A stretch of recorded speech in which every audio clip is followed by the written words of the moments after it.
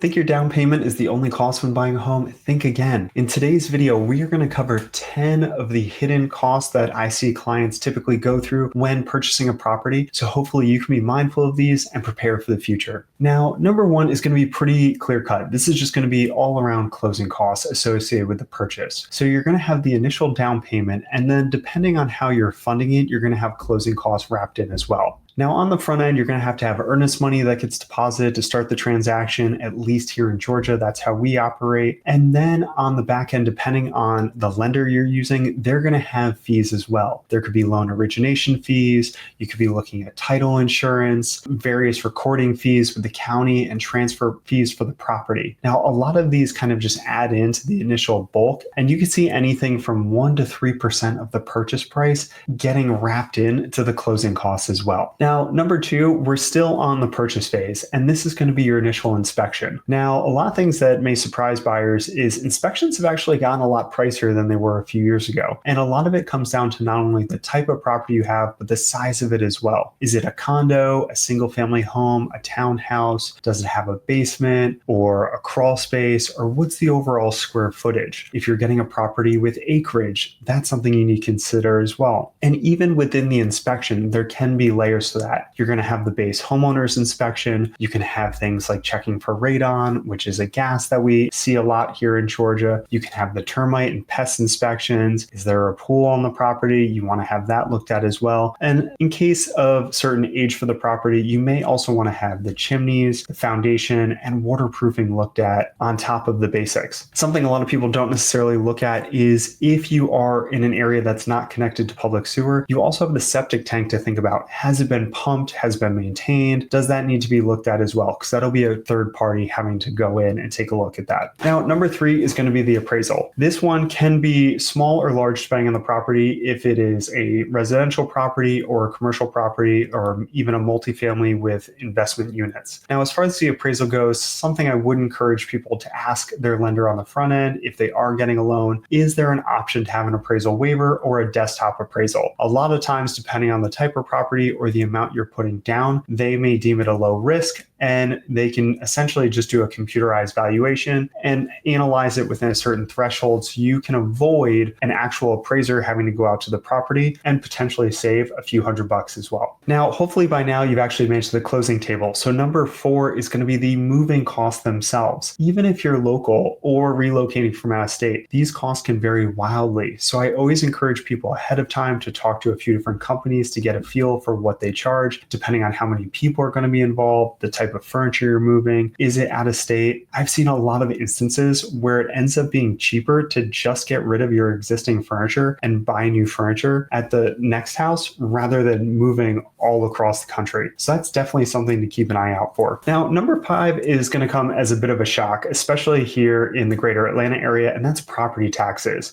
And they have been on a tear the past few years. That's because finally the counties are assessing the properties within the recent sales and capturing the new values that we've seen from all the growth the past few years. So something that could shock a lot of people is if you're buying a property that the owner has been in it for a very long time, even 5 years or more, they may be at a much lower assessed value and their property taxes may be much lower than anticipated. Some other things to think about: do they have a homestead exemption? Are there senior exemptions on the property? Are there any other county exemptions that they may qualify for that are actually keeping those numbers suppressed? Because once you purchase the property, the next year it's going to reassess after they see the sale, and you could be in for a very large increase in property taxes. So that is something to be mindful of. I also have a video as well about appealing your assessment and assess value if you think that value is completely out of whack. So I'll put a link for that down below and check it out or reach out if you have any questions. Now, number six is going to be anything pertaining to the HOA. Now, these could just be HOA dues. If you do have a property that is in a homeowners association, whether that is a monthly amount, sometimes it gets billed yearly. Is there a special assessment in place that there's a one-time capital expense for homeowners to fund projects? Those are things you want to be mindful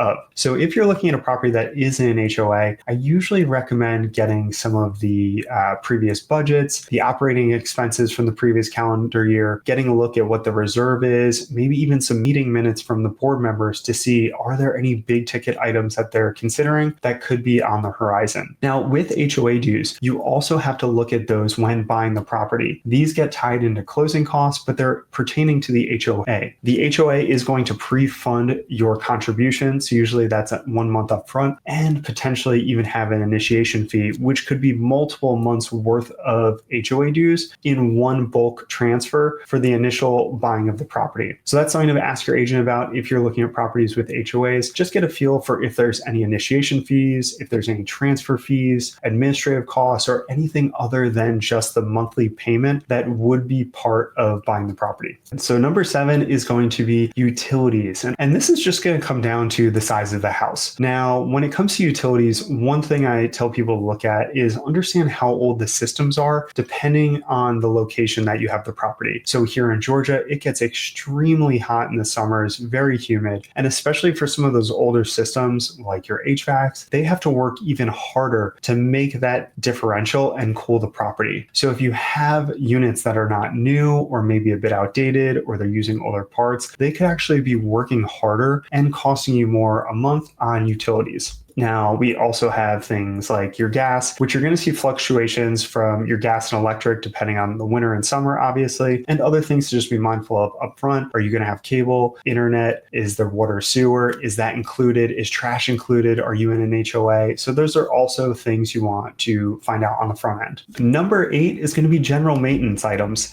and this could be a huge number. So if you're buying a property, and a lot of places have property disclosure, it's really important to understand on the front end what the owners have taken care of previously. The big things you want to look for is obviously the age of the roof, the age of the HVAC systems, how many are there, have they just replaced condensers or maybe the furnace or only certain parts of the system, as well as the water heater and things like maybe even garage doors or basic maintenance items that could go wrong. Now, I will tell you, when it comes to replacing things like HVACs, even just over the past few years, as they have transitioned to new refrigerant and the systems have improved and gotten different, the cost of these systems is also going up exponentially. So a lot of times we say buyers compromise on buying a home with slightly older systems or ones that are really kind of getting close to the age of needing to be replaced just to secure a property, only within the next year or two to be hit with pretty large bills of having to replace some of these units. Now, you can always look at a home warranty as something to try and offset this, but that is going to come with a yearly or monthly cost as well. And you're also at the mercy of a service fee, the vendors that are working with the home warranty company, and how quickly they will actually get to you. So there's been a lot of times where I'd submit a warranty request either for myself or a client, and it could be a week before that contractor even gets out to diagnose because it's going through all the proper channels. And a lot of this just comes down to the fact that the companies don't want to pay for big ticket items, especially if it needs full replacement. So they're going to try and band-aid as much as they can along the way until ultimately they have to shell out for that unit. Now, number 9, this one is a little tricky because after you get the house and you're so excited to move in, you bring all your stuff from your previous place, or maybe you're just going in without any furniture. You have to furnish the place. And this could also be a sticker shock for a lot of people. So we're talking about, depending on how many rooms you have, do you have a basement? Are there kids where you're going to be going through different ages? All of these things need to be factored into how well you're going to furnish or handle the house. Now, a lot of times, depending on the house size, you may get things from the previous people. Around here, we have plantation shutters. That could eliminate the need for blinds or drapes. Those are the little things to be mindful of. Furnishing a room could be done from anywhere from a few $100s to thousands or tens of thousands of dollars, depending on the size of the room, the furniture you're going for, and your personal tastes. I cannot tell you how many times we go into properties, whether it's for a listing consultation or just showing buyers properties along the way, the homes are completely bare because people have gone in, they've tried to fill out the space, and they realize either they just don't have the right stuff, it doesn't fit appropriately, or they didn't have the money to actually fund these larger homes outside of just the purchase. Honestly, it can be a little sad sometimes of just going through these massive homes where people think they just have to get the largest home possible, and the rooms are just empty. There's nothing on the wall. There's maybe one sofa, a television, and it's not much more than that. Now, number 10, the final thing to be mindful of is this is going to take a little bit of forward thinking. As you're getting into a property, especially if you're looking to buy it, I would think throughout the process of buying it, what do you see yourself doing over the course of you being there? And what does that time frame look like? Are you going to stay there perhaps until your kids graduate high school and then think about plans? Is this just a temporary solution for a few years where maybe you'll end up selling it and then rebuying something else down the road? And a lot of that is going to come down to improvements along the way. The longer you're in a place, we usually see people start to get the itch to have to improve or renovate their homes. And you could be buying a house at the top of market now where maybe a year or two goes by and all of a sudden you're trying to tackle these grand renovations, or your family expands and now you're trying to expand the house to accommodate that. A lot of times what we'll see is had buyers just kind of adjusted their budget on the front end and gotten a slightly different house, it could end up saving you money in the long run than getting a cheaper or lower price house and then having to bake in all of these different renovations over the course of the next 1 to 10 years to really get it to what you want. And you're also at the mercy of all of those contractors and their work potentially meshing well, or things going to feel a little out of place. And that can be a little bit tricky. So I would say to think about that on the front end, just as you're going through the buying experience, to look at it objectively and think, what would I potentially like to do now or down the road? And start just formulating some costs, because those costs could just get added to your purchase price. And you don't want to price yourself out where all of a sudden you've now spent hundreds of thousands of dollars more than your house is actually worth if you go to sell it down the road. Now, these are just 10 small tips I see from buyers all the time as we look at properties and they're getting adjusted. I've gone through them myself. So I hope you find some of this information valuable. I'd love to hear any other hidden costs or things people think of as well. If you've experienced something different in your home journey, feel free to share that down below, and I will see you all in the next one. Thanks.